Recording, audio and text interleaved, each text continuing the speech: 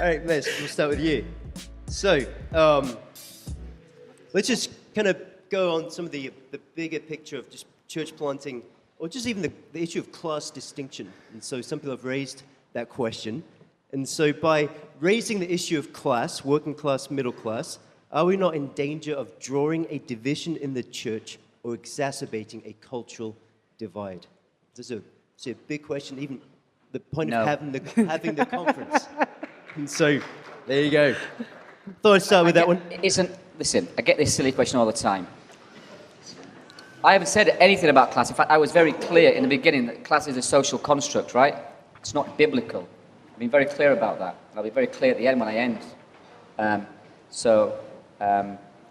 Look, I am not divided. People say to me, "Oh, you're bringing division. It's about bringing division. You're dividing the church." No, I'm telling you that this already exists.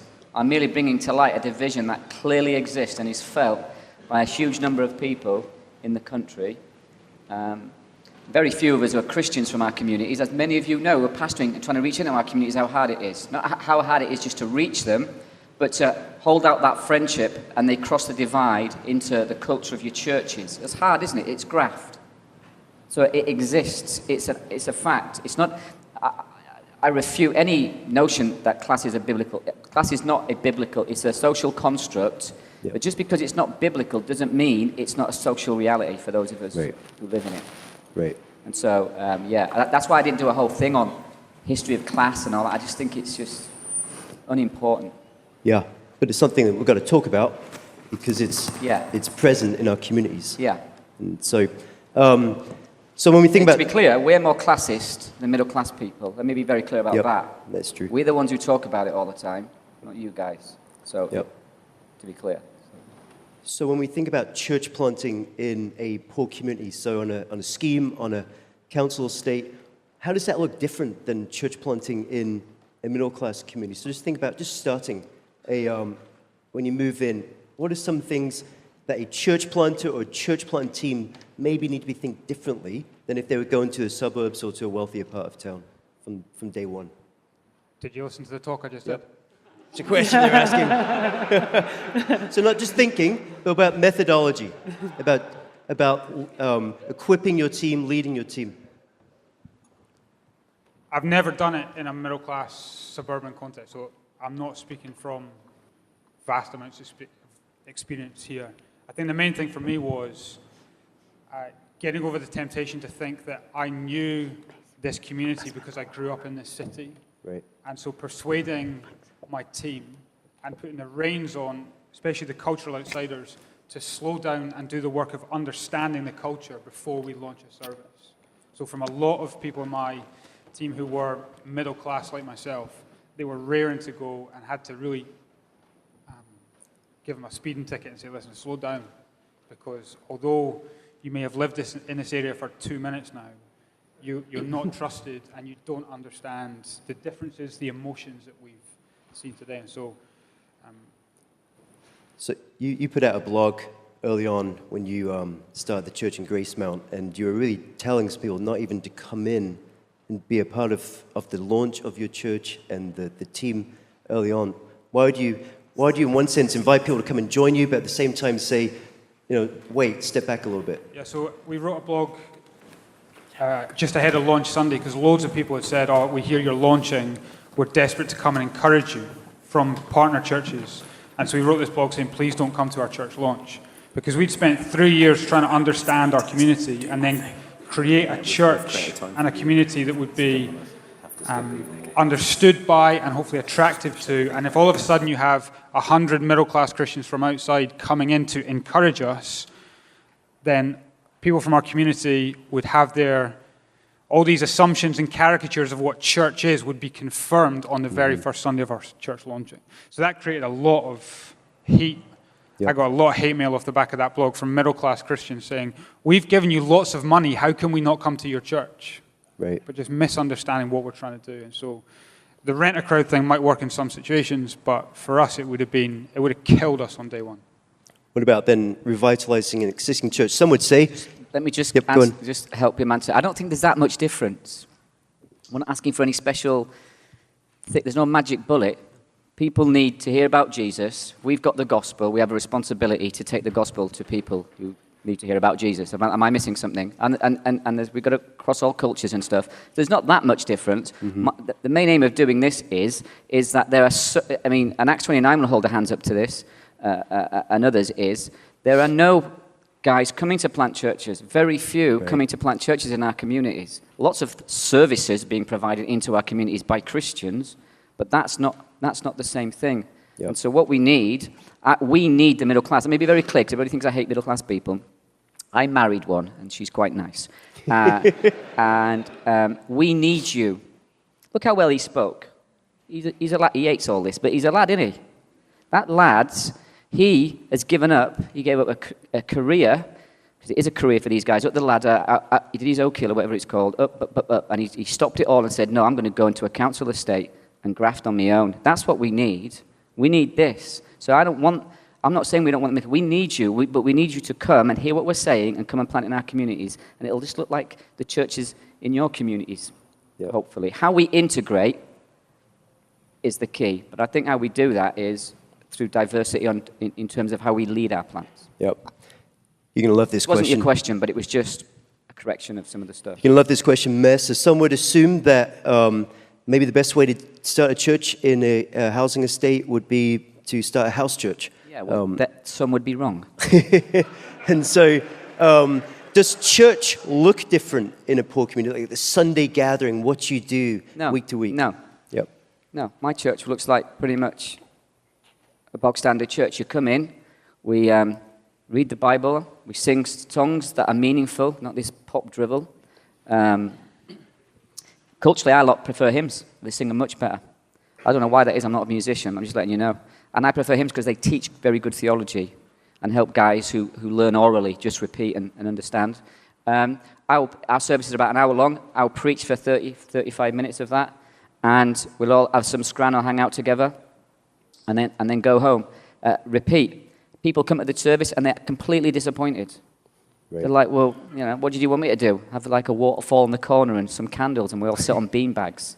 Is that what you think is going to reach the poor? It's the church, it's, the gospel. It's nothing new. We're not asking for anything new. We're just asking to be included in the conversation. Jabba, I want to talk about, talking about homes and houses. How does using your home in the community, how do you use your home for ministry? You're talking about hospitality and bringing people into the house. And then are there some challenges or things that we need to avoid about using your own home in ministry? And so this question someone's asked specifically about hospitality and inviting people over to the house for dinner.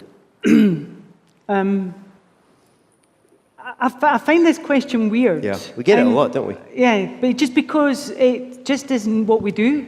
It's natural. So in our scheme, and when I grew up, so parents don't have dinner around other people's houses, but kids do. So when your friends are in, and if it's tea time, you get your dinner there, because that's how it works. You don't have dinner parties. I remember the first time I invited some of the girls round, there was this list of things I couldn't have on the menu. And I'm like, so I was making spaghetti bolognese, and then I went, so minced tomatoes and pasta then. Yeah. Everything else was cut out. And even the whole concept of getting them from that point of, you want to come around my house for tea? Well, what for? I just want to hang out with you. All right. So we're more likely to hang out and go for dinner outside of the home. Like hang out at Nando's, seems to be our favourite. Like Pizza Hut, all those places that are just outside the home. Culturally, we don't do dinner parties. Greg's. It's odd. We don't do Greg's, thanks. I've got a good Greg's hat, though. So those things are odd, but it's just natural. It's what you do. But I talk to my neighbours all the time. Because when I come home, she's hanging out the balcony and shouting to me, usually slanderous things. But last week it was, so can you only get to heaven if you're good then? Right? So we have this conversation, and then she's shouting over the street to her pal. She says, Shabba's saying, you can't get to heaven just by being good. So my whole street are listening to this. I'm like, praise the Lord. She says, I'm going to make a complaint to your minister. And I says, come the morning and give it in person. That'd be great. So we do hospitality. So we hang out a lot. We go places a lot. The best conversations are in the car. It's a safe place when you're going to something. But we don't hang around in people's houses unless you're having a cup of tea. Yeah, but one thing that might be slightly different for each of you is that all of you have people living with you. So you use your house as a ministry, but it's not for dinner parties. You use your house as a place for people to come and see what Christian families look like by living in your homes. So explain that to us. Can I just say again, you think that's abnormal? Well, I'm saying... But that's... Yeah, you do. I'm not the one asking the questions. They sent them to me. We know you're asking the question. I know. I've known him a long time. I know. Loves Maggie Thatcher and all that. I'm onto him. Hey, come on, back to you. So you have people living in your houses. I'm Yes, sure that we many do. people in this room... We have criminals in our homes, yes. So, And I have 2 daughters, yes. so okay, now... But my neighbours, so my neighbours don't think that's weird. Right, so I've had all sorts over the summer, Americans, even post-Christians, and my neighbours just shout at them over the balcony like everybody else. But my neighbour has her extended family living with her, and his pal, and everybody. So it's normal to us. It's normal in a scheme culture Yes, that to people have in each people My other's neighbours homes... think I'm a crack dealer, Yeah, not just your neighbours. just because of the lads who stay in the house. Yep. So But that's an important part of ministry and a scheme. that's the to important open part up of your homes. discipleship that Yeah. middle-class Christianity does not understand. That's why I get frustrated with the food banks, the things. Not that I'm in and of themselves, but it's insufficient. You've got a guy, they've come in, you've helped them in a crisis moment, and then their lives are just plainly chaotic, largely. And so what they need to come in. Like I said, when I became a Christian, I was a traitor to my people. You need to understand that. I was a traitor to the cause. It's as simple as that. And so all my support groups, cracked up as they were, just deserted me, and I needed a family. I needed a family to be around me, not a set of meetings to attend in the week. And what we give our guys is full, comprehensive. When you come to us for Jesus, whether you take our food or not, whether you accept mess or not, we are going to love you for good, forever. And you can come and share and live in our home, live with our families, and that is not without huge amounts of risk, which largely middle-class people are not prepared to pay that price. They're happy to volunteer a few hours a week. They're happy to do these things. But open your home and subject your little ones to these people. I understand that thing, but we haven't even got time to talk about discipleship. We should have. It's just a huge, massive problem. I think that's one of the big major blind spots in the church. One of the issues that causes... doesn't exacerbate the divide, but doesn't help Christians from our communities fully integrate into the church. Part of it is because we're used to, so we, from a demographic where you teach somebody how to do something instead of showing them. So we tell them what a godly woman looks like, but we don't show them because we're just not in their lives. Yeah. But like when life is chaotic and your kids are having a meltdown and stuff at work's happening, everything's going wrong, right? In that moment, the person that you're discipling needs to see, as a godly woman, how you're dealing with that well and godly. We need to example it. Yeah, and that's important for young men, particularly young men who've got no examples, largely, right? Yeah. And so they've got to see, if I have an argument with the missus or I say something wrong to the kids, something sinful, because we've all established I'm a moron, they've got to see the answer to a discussion with your missus isn't to punch her in the face. Right? And put your kids up the backside and shove them off. The answer is, you, as a man, say, I'm sorry about this. Kids, I'm sorry your dad's such a moron. Repent. And they get to live and see us in all our frailties and weaknesses, which guys like you don't want to show anyone, because you've been trained to get up the front, say it perfectly, use great alliteration, a couple of cheeky illustrations, and get home.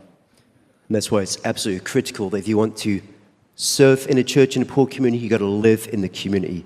You've got to live there. Yeah, Yep. We're out of time, but keep sending in your questions for the panel this afternoon as well. And there's information in your bags about workshops that are coming up. We'll talk more about that later, but our goal is to keep this conversation happening more than just beyond today. And so check out that as well.